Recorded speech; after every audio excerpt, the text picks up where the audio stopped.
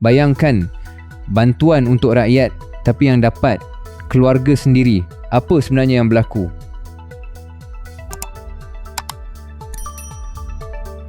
Kita mulakan dengan satu perkembangan terkini yang mencuri perhatian ramai di Sabah.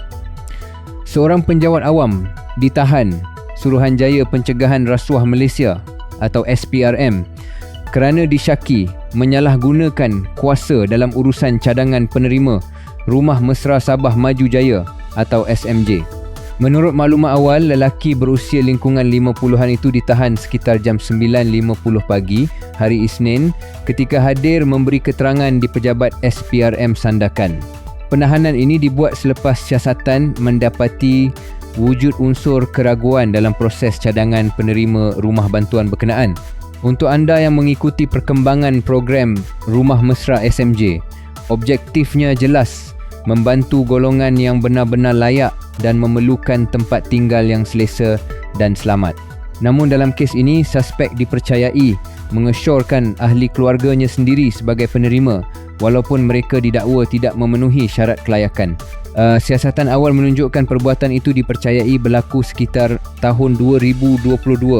Rumah berkenaan pula dibina atas nama dua individu iaitu bapa mentua dan adik ipar suspek dan dilaporkan siap pada tahun 2023. Tetapi persoalannya sekarang, kenapa sehingga tahun 2025 rumah tersebut masih belum didiami? Perkara inilah yang menimbulkan tanda tanya besar. Adakah benar penerima itu layak atau ada elemen penyalahgunaan kuasa yang menjejaskan matlamat sebenar bantuan ini? Kalau kita fikir secara logik, bantuan perumahan seperti ini diwujudkan untuk membantu keluarga yang benar-benar memerlukan. Jadi apabila rumah sudah siap tetapi tidak diduduki dalam tempoh yang lama, sudah tentu ia menimbulkan keraguan terhadap keikhlasan dan ketelusan proses pemilihan.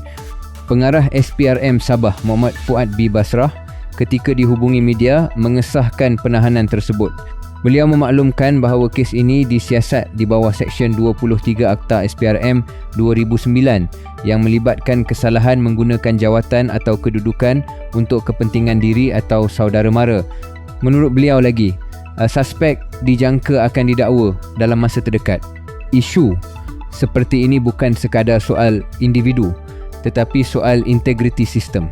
Apabila jawatan awam digunakan untuk memberi kelebihan kepada keluarga sendiri, ia boleh menjejaskan kepercayaan rakyat terhadap institusi kerajaan dan program bantuan yang sepatutnya membantu golongan memerlukan. Apa pandangan anda tentang kes ini? Pada pendapat anda, adakah pemantauan terhadap program bantuan perlu diperketatkan lagi? Atau mungkin perlu ada mekanisme semakan bebas bagi memastikan setiap penerima benar-benar layak? Kongsikan pandangan anda di ruangan komen. Suara anda penting dalam memastikan ketelusan dan keadilan terus dipertahankan.